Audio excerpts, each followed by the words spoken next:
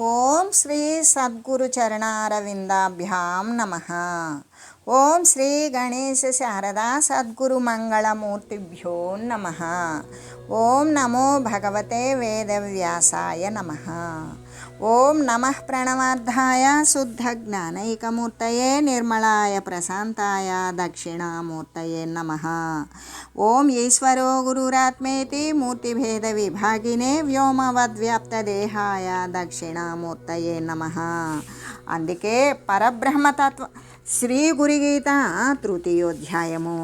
అయితే పరబ్రహ్మతత్వాన్ని తెలిసినటువంటి వాడు తాను పరబ్రహ్మ స్వరూపుడుగానే అయిపోతాడు.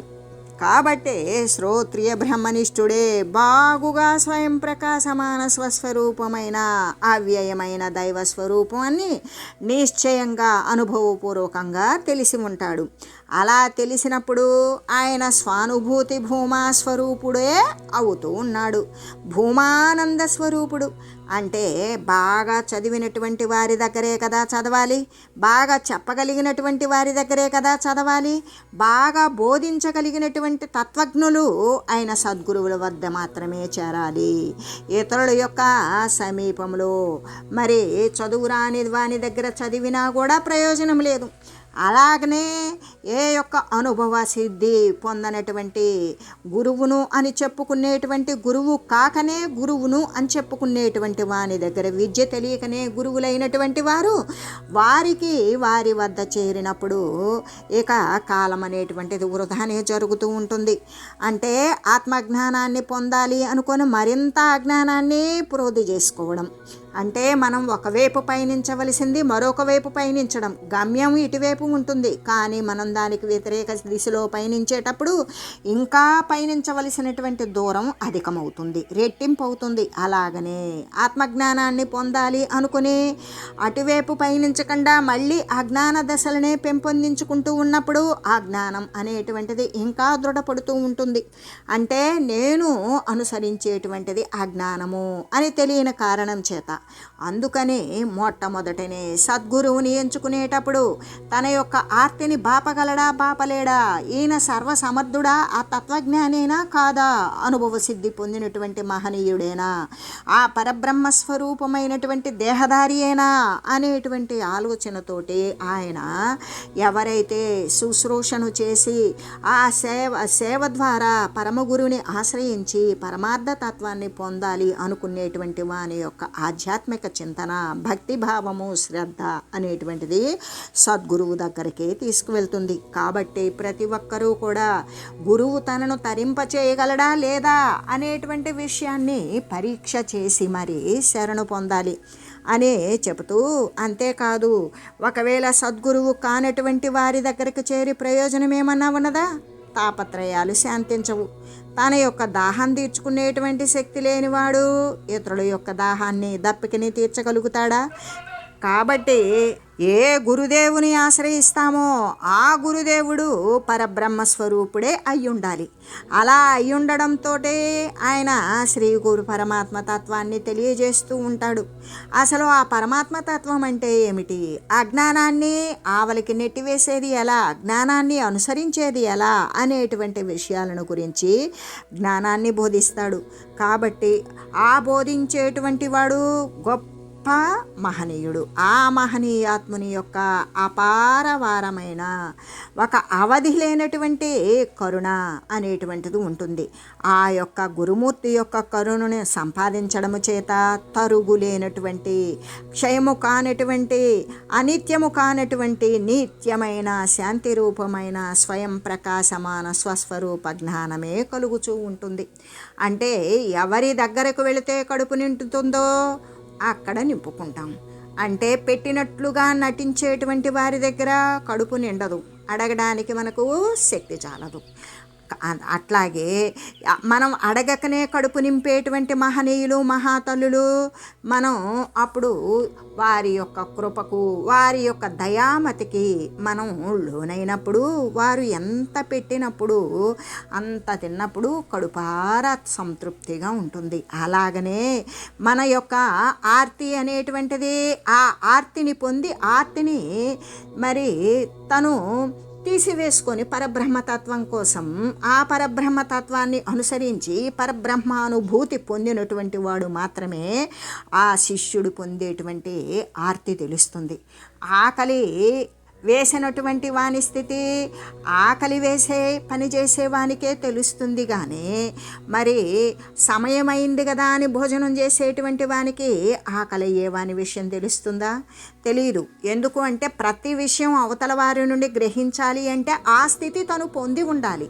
పొంది ఉన్నప్పుడే అవతల వాడు ఆశ్రయించినటువంటి స్థితిని నువ్వు భర్తీ చేయగలుగుతావు. ఆ విధంగా శాశ్వతమైనటువంటి స్వస్వరూప జ్ఞానం ఎప్పుడైతే సద్గురుమూర్తి యొక్క సద్బోధ ద్వారా జరిగిందో ఇకప్పుడు స్వస్వరూప జ్ఞానం కలుగుతూ ఉంటుంది.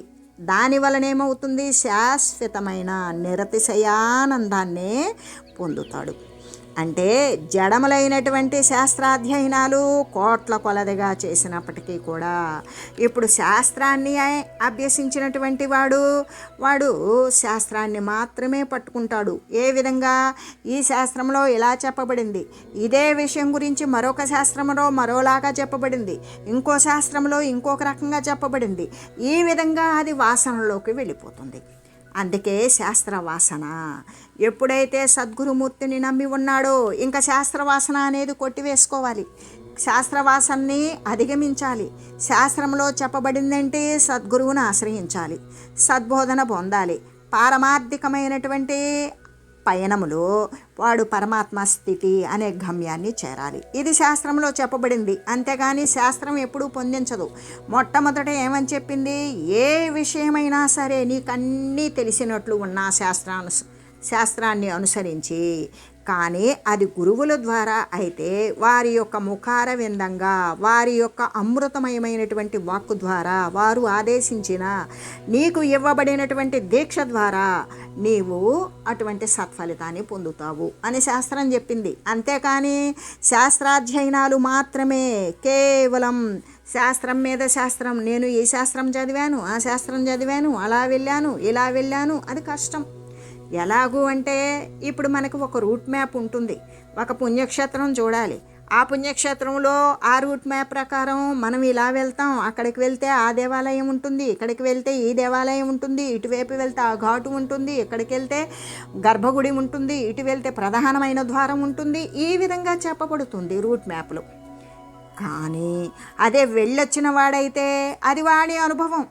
ఏ ద్వారం గుండా వెళ్ళి ఏ ద్వారం నుండి బయటపడ్డాడు, అక్కడ ఎటువంటి వసతులు ఉంటే దానిని అనుసరించి అనుభవించాడు, ఏ ఇబ్బందులు ఏ క్లేశాలు పడ్డాడు, ఆ క్లేశాలు ఇలా పోతే పడకు, ఈ విధంగా అక్కడ ఉండవలసిన జాగ్రత్తలు, అంత భక్తి శ్రద్ధలు, ఈ ముఖద్వారంగా వెళితే ఈ సమయంలో వెళ్తే నువ్వు స్వామివారిని ప్రత్యక్షంగా చక్కగా చూడగలుగుతావు, నువ్వు తాకి కూడా నమస్కారం చేసుకోగలుగుతావు అని అనుభవజ్ఞుడు, చూసి వచ్చినవాడు, ముందుగా వెళ్ళినవాడు వాడి యొక్క అనుభవాన్ని అనుసరించి చెప్పినట్లుగా రూట్ మ్యాప్ చెప్తుందా?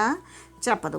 అందుకే అనుభవ సిద్ధి పొందినటువంటి గురువుని పొందండి అని ఇంత శ్రద్ధగా దీనిని గురించి ఇంత శ్రద్ధగా తెలియజేయడం దేనికి అంటే అనుభవ సిద్ధిని. దీనికి బంధుత్వాలు కానీ మరి ఆర్థిక స్థితిగతులు కానీ ఒక లింగ భేదాలు కానీ మరి కుల వర్గాలు కానీ ఇటువంటివి ఏమీ చెల్లుబాటు కావు.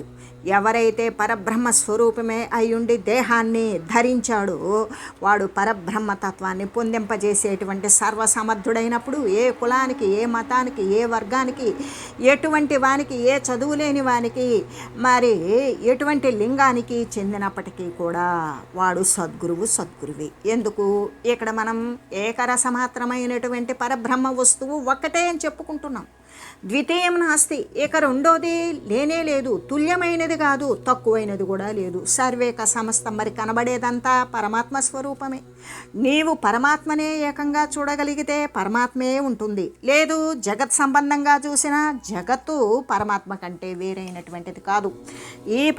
ఈ జగత్తు అనేటువంటిది పరమాత్మ నుండి జాలువారినట్లుగానే. ఏ విధంగా? మనకు ఊర్ణనాభి అని చెప్తారు. ఏ విధంగా అంటే ఒక పట్టుపురుగు లేదా ఒక సాలీడు ఉంటుంది. ఆ సాలీడు ఒక చెట్టు కొమ్మకి అది దాని నోట్లో నుండి తీసినటువంటి ఉమ్మి ద్వారానే ఒక గూడు అల్లుకుంటుంది. ఆ గూడులోకి వచ్చినటువంటి మరి సూర్యకాంతికి వచ్చినటువంటి పురుగులు దాంట్లో ఇరుక్కుపోగానే వాటిని ఆహారంగా భక్షిస్తుంది. మళ్ళీ రాత్రి అయిపోయేటప్పటికి ఆ యొక్క అల్లుకున్నటువంటి గూటిని తన యొక్క నోటి చొంగని మొత్తం తనలోకే పీల్చుకుంటుంది.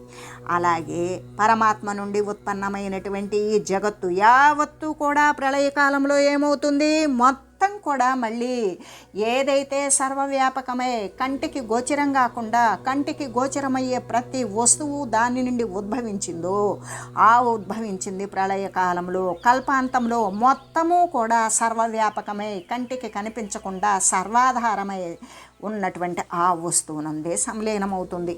మళ్ళీ కూడా కల్ప ప్రారంభంలో మళ్ళీ అక్కడ నుండే జాలువారుతుంది. కాబట్టి అలాగే ఈ సాలీడు కూడా తన నోటి నుండి వచ్చినటువంటి చొంగ ద్వారానే ఏ విధంగా అంటే మొత్తం గూడు అల్లి తన భక్షణ అంటే అక్కడికి వాలినటువంటి ఈగలు అటువంటి చిన్న చిన్న కీటకాలను తినివేస్తుంది, తర్వాత తనలోకి లాగివేస్తుంది. అది ఎందుకు, దీనికి ఒక పోలికగా ఎందుకు చెప్పారు అంటే పరమాత్మ సర్వవ్యాపకమైనటువంటి పరమాత్మ నుండే జాలువారింది. ప్రళయకాలంలో మళ్ళీ ఎక్కడి నుండి జాలువారిందో అక్కడికి లీనమైపోతుంది. అంటే ప్రారంభంలో ఏమున్నది అంటే ఏమీ లేదు, కానీ అంతా తానే అయి ఉన్నది. ఒక పరిచ్ఛిన్న వస్తువునైతే ఇదిగో ఈ రూపంలో ఉంటుంది, ఈ పేరుతో పిలువబడుతుంది, ఈ మూలం ఉంటుంది, ఆ ప్రదేశంలో ఉంటుంది, ఈ దేశంలో ఉంటుంది, ఈ సమయంలో కనబడుతుంది అని చెప్పొచ్చు. అది కాలమాన దేశ పరిస్థితులకి కాలమాన పరిస్థితులకి అది లోబడేది కాదు. సర్వే సర్వత్రా కూడా సమస్థితిలో ఏకరసమాత్రమే సర్వవ్యాపకంగా ఉన్న వస్తువుని చూడాలి అంటే అది సాధ్యం కాదు. ఎందుకు, చూసేవాడు వేరు. అంటే చూసేవాడు చూడబడేది ఉంటుందా, అది కంటికి గోచరం అవుతుందా, కంటికి గోచరం అయ్యేది కనుచూపు మేర మాత్రమే, తన ఎదురుగ్గా ఉన్నటువంటిది మాత్రమే అది గోచరం అవుతుంది. ఆ గోచరమైనా కూడా దానిలో ఏమి ఉన్నది, నిక్షిప్తమైనటువంటి ఆ యొక్క చైతన్య వస్తువు, ఆ విశుద్ధ చైతన్యం ఉండడం వల్లనే ఆ వస్తువు గోచరపడుతుంది.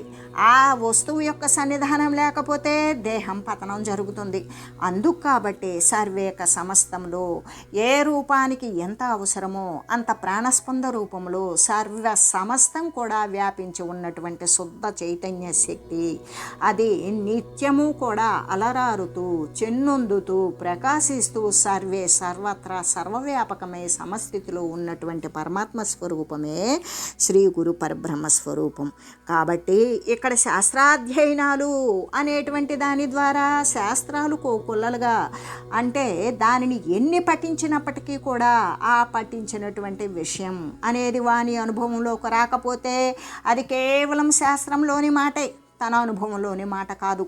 పెద్దలు చెప్పినప్పుడు అది పెద్దల మాటే, తన అనుభవంలోది కాదు. శాస్త్రాన్ని అధ్యయనం చేసినప్పుడు దాని ప్రకారం అనువర్తించు. మరి మహనీయులు చెప్పినటువంటి విషయాన్ని విచారించి దాని ప్రకారం అనువర్తించినప్పుడు మనకు వచ్చినటువంటి ఆ అనుష్ఠాన ఫలం అదే అనుభవ సిద్ధి. ఆ అనుభవ సిద్ధిలో ఏ ఫలితాన్ని పొందుతావో అది నీవై ఉంటావు. అది నీవై ఉన్నప్పుడు బాహ్య సంబంధమైనటువంటి వస్తుతతి మొత్తం జాలువారిపోతుంది.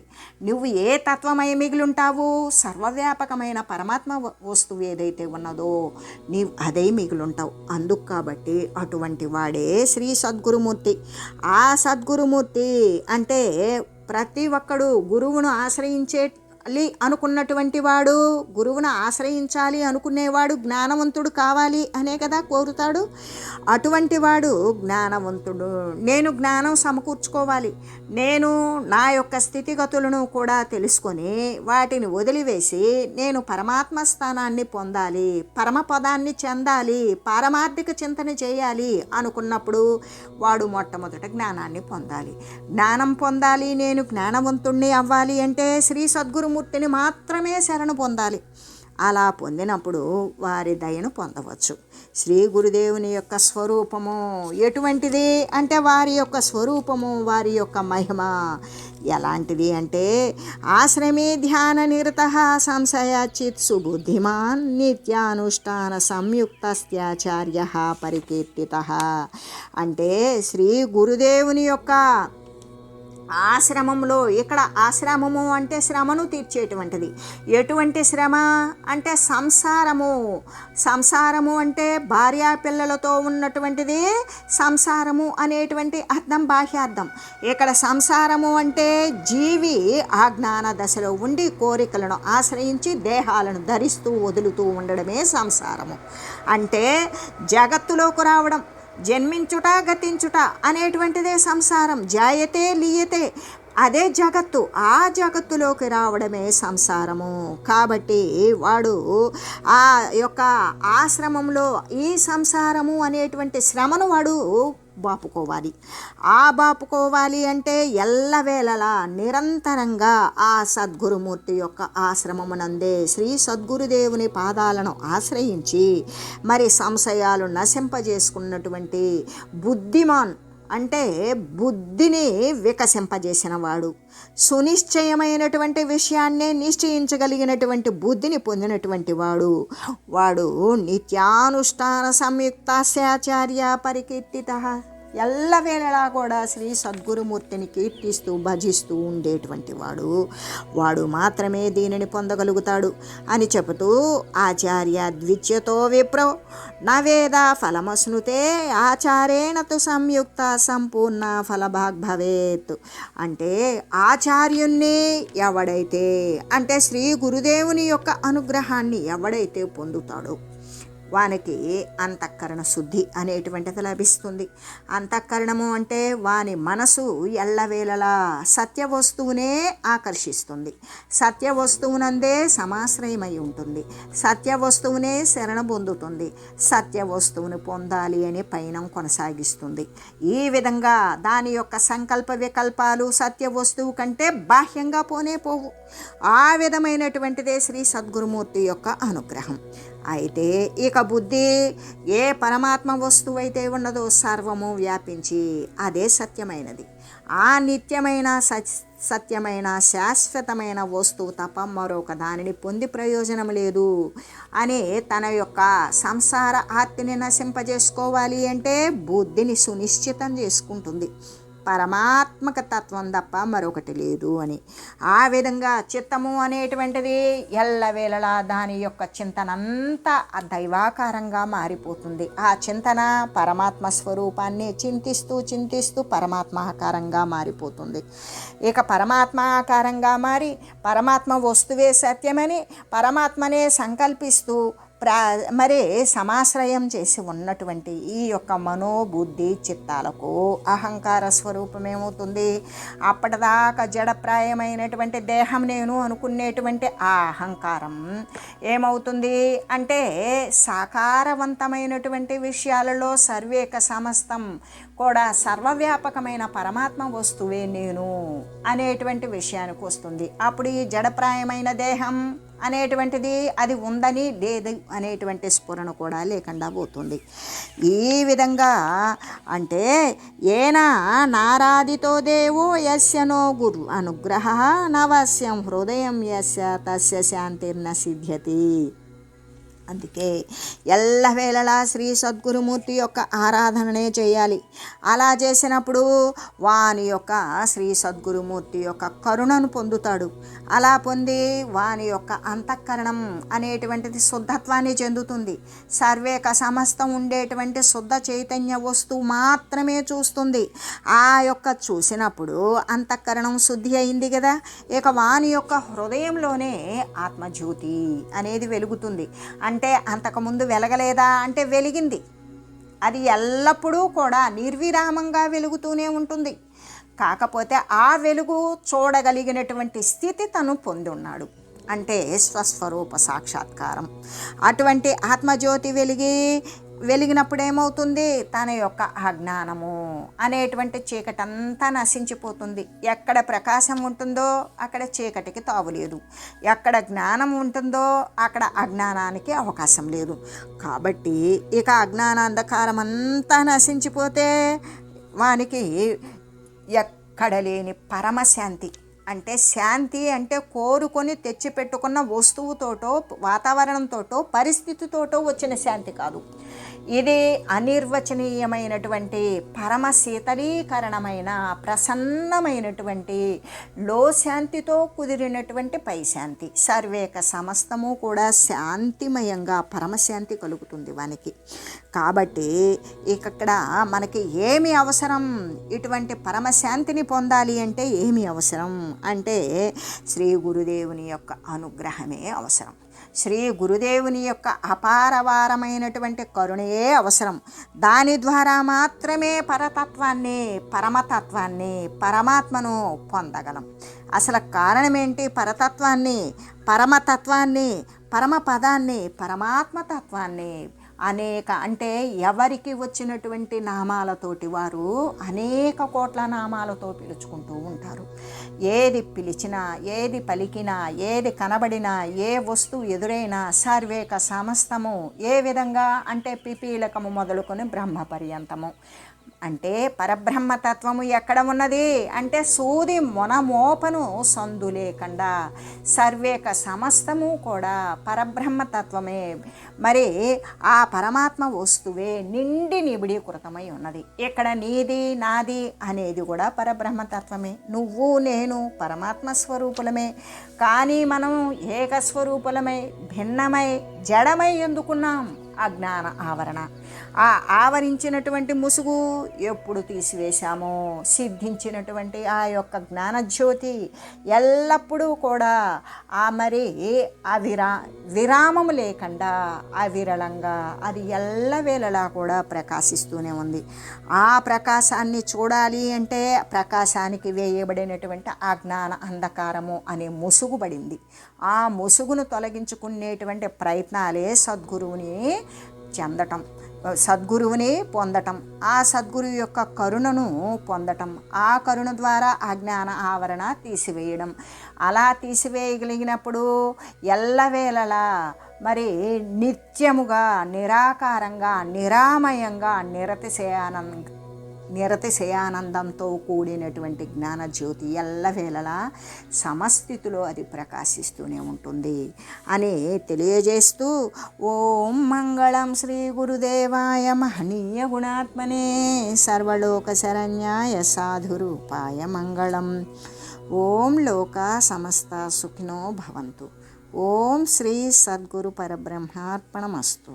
ఓం తత్సత్.